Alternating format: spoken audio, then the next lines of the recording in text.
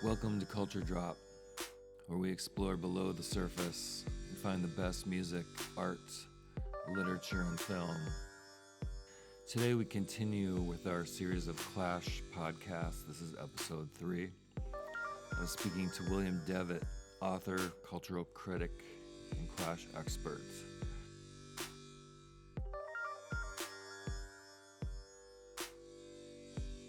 And today we're going to talk about the Clash's London Calling Tour of 1979, some of the bands that opened up for the Clash during that tour, including the David Johansen Band, and dig a little bit deeper into the influences of the Clash.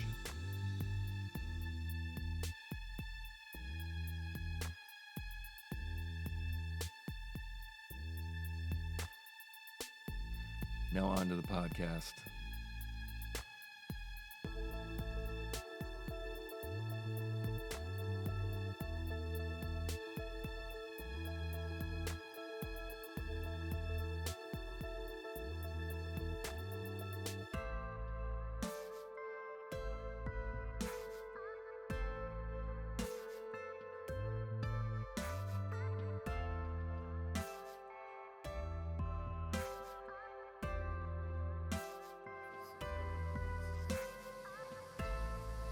Why is the book called Route 19?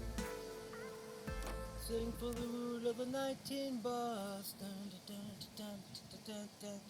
Sing, Michael, sing. You said 19th to 20 September, 21st of September. What's the difference between these two dates? No, I saw him on the 12th of September. Okay. This is the 21st. This is where Paul smashed his bass.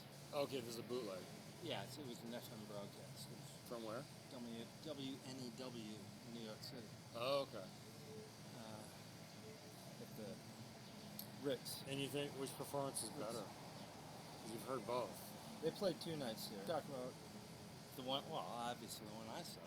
Yeah, you were there. No, this is, they're different venues. This is a ballroom, and this is, close night. The one I have of the show I was at, well, you've heard it. You've got it. Yeah. It's a Civic Center, It's been a while since I heard it, but I remember it sounding great. Yeah, it's an audience recording. It's a real good audience recording, but This is amazing if you think about it. This is 1979, like what kind of equipment you brought in there. Yeah, it sounds like somebody might have had like a real professional recording, something like that. By 1979 standards. Yeah, I mean, something like this obviously didn't exist in 1979. Right, but they had those cassette recorders, with the push button things. I wonder if it was one of those. Oh, or no, it'd be something more professional. something a little bit more. I mean, it's the ambience. It's a big, echoey, the drums, it's like the Top of Hayden show.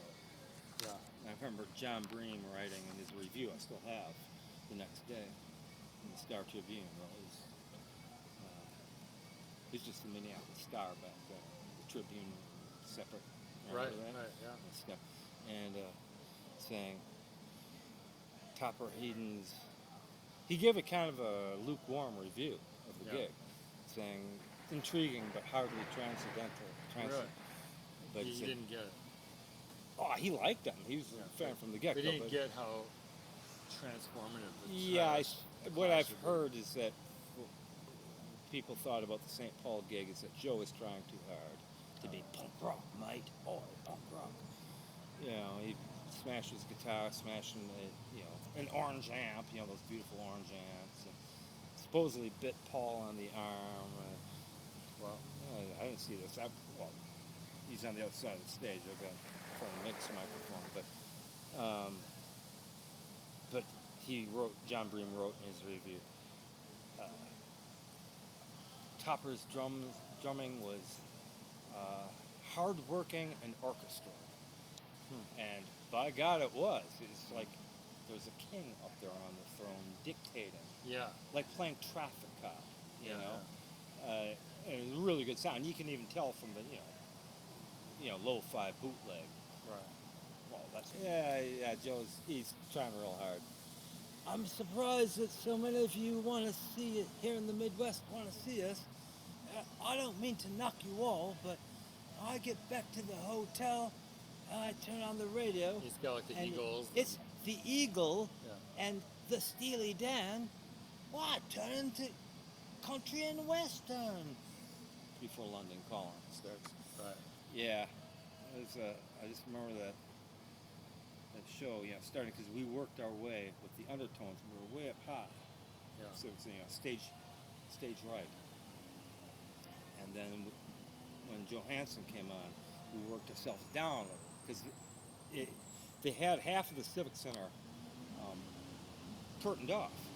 Oh, okay. So it was only seated 2,000 people for that event, because they knew it wasn't going to be a sellout or whatever. Yeah, it's a pretty small amount. Right, that's a big location for a band of their stature. Right. At the time. Not that well known in the U.S. Right. No hits.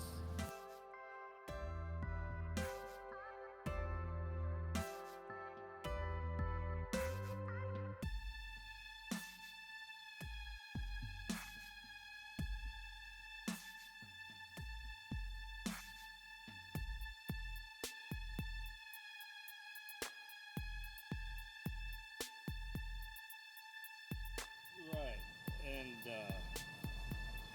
it's funny because after Johansson's set ended, and we were still pretty much sitting, me and Matt, we'd get up and rock around a little bit, but I wasn't really, whatever. And then behind us, we hear these guys talking as the music comes on, and before the Clash come on. And we turn around, these two fearsome-looking biker dudes, right? And they're talking real loud in their northeast Minneapolis. And they're like, oh yeah, the Dolls could have wiped up the floor with the pistols. It was just so funny hearing these hard-ass, scary-looking bikers, clearly they colors on and everything, talking about the majesty of the Dolls.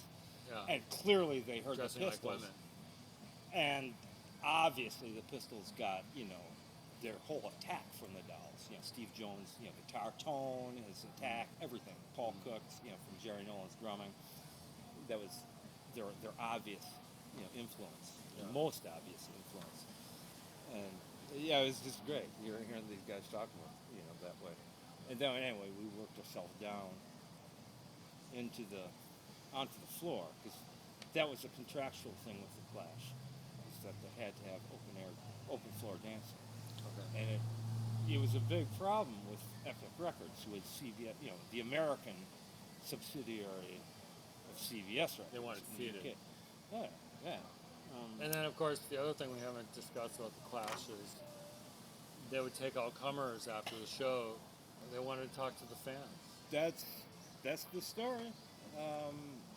They just let people in backstage and back at the hotel, sneak them in through the window or whatever it is.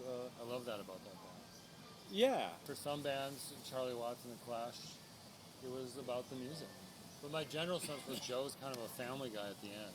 Oh, I mean, he had daughters, he had a woman who loved him. Yeah, he was walking his dogs in the country, that's the country house. Yeah. I mean, he would still go out into the city and party for days on end. Oh, he really got into acid and ecstasy. And perhaps that's why he died, but... No, the coroner's report was... He had a heart condition. It was a congenital heart condition from birth. Right, but he exacerbated it by staying out for nights on end. Maybe, I don't know. That's not what the coroner said, but the coroner didn't approach that from a rock and roll point of view. But what Mick said about it, of course, he said, hey, the guy lived on pure heart alone, literally, not just poetically. Right, with a huge heart.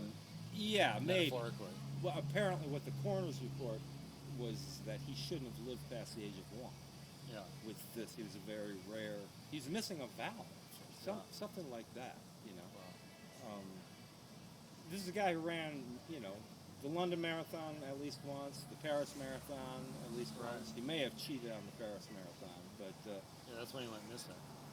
Yeah, but there's photos of him and Gabby doing it. But a lot of people think he scooted around.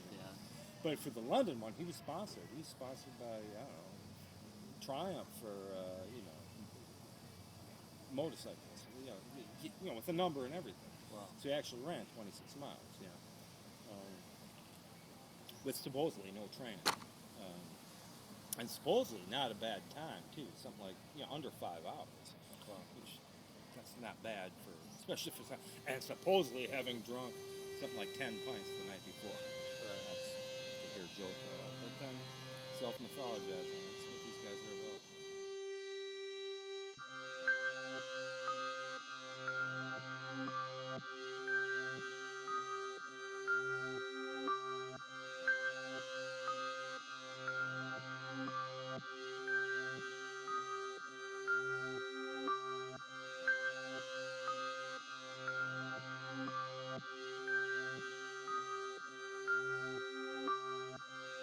Hey, who said between telling the truth and telling the myth, always tell the myth? Is that John Ford or John Huston? I don't know. Filmmaker? But I like it. You're right, exactly. Always tell the myth. And then post Clash, Joe did some great solo albums. He did that Global Music, which was informed a lot by Sandinista. Mescaleros are great. Mescaleros They're are a great great. band. Paul did Havana 3 a.m. Yeah, I heard it like Good stuff. I had the cassette. I listened to it maybe 3-4 times. I just can't remember anything about it. It's Gary Markey's guitar playing. He had a lot of delay and a lot of slapback on it, and a lot of rockabilly riffs. Topper took a break from drumming and eventually got back into it. Yeah, he did one solo album, Waking Up, with he drummed, and it was I forget, Norman Watt-Roy from the Blockheads and Mickey Gallagher on keyboards, and I think one of the singers from his old soul band, Pre-Clash soul band. Not real remarkable, but And then Mick did some great BAD albums, some Fair and Midland BAD 2 albums. Carbon Silicon had some great stuff, which we saw. oh, I think they were. Mick and Paul yeah. did the Gorillaz thing. Mick got involved heavily in the Clash reissues. What do they call that? That box set? Oh, sound system. Sound system. Yeah. That was pretty cool.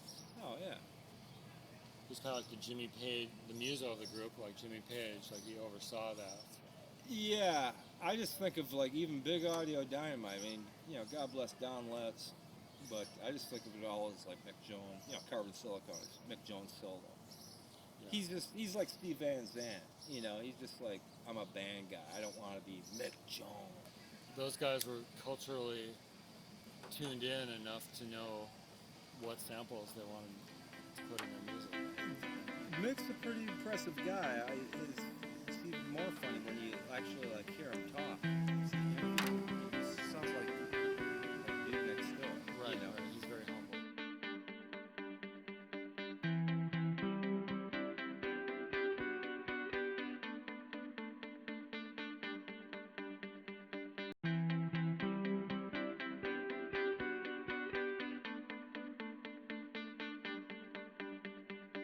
Right, it's not like Keith Richards in this pirate film.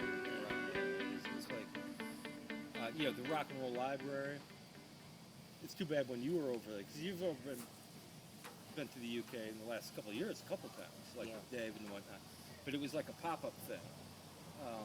And it's like all his memorabilia, his books, his DVDs. And that's not around anymore. Yeah, I mean, I'm sure he still has it in storage somewhere. But it's not. No, I don't think it's an ongoing, thing. But it was within the last, 10, 12 years, at least in the UK. That's right. I remember seeing videos about that. Yeah, yeah. And it looks like his comic books and his, like everything. It's like Mick Jones, Yeah, all his influences. Renaissance man, pop culture Renaissance man.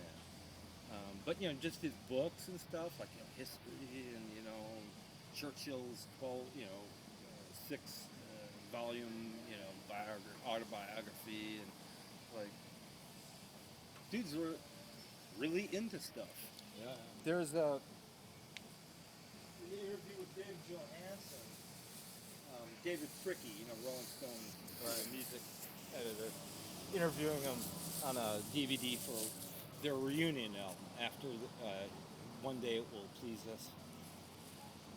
Even This. It will please us to remember even this. It's the name of their... Who's your union album? the New York Dolls. Okay, yeah, right. 2004. Yeah, no, I like that. Oh yeah, it's really great. It doesn't sound like the Dolls.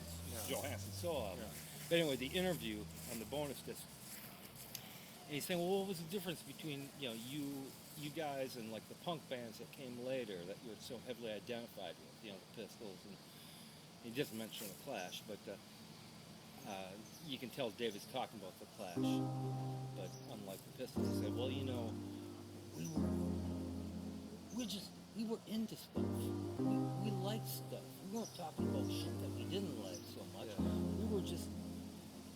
We were into stuff. We wanted to be into stuff. He just keeps saying it. David's a really bright dude. Oh yeah. But he's all gruff and New York City, and it's like, ding, there you got it. That's the Clash.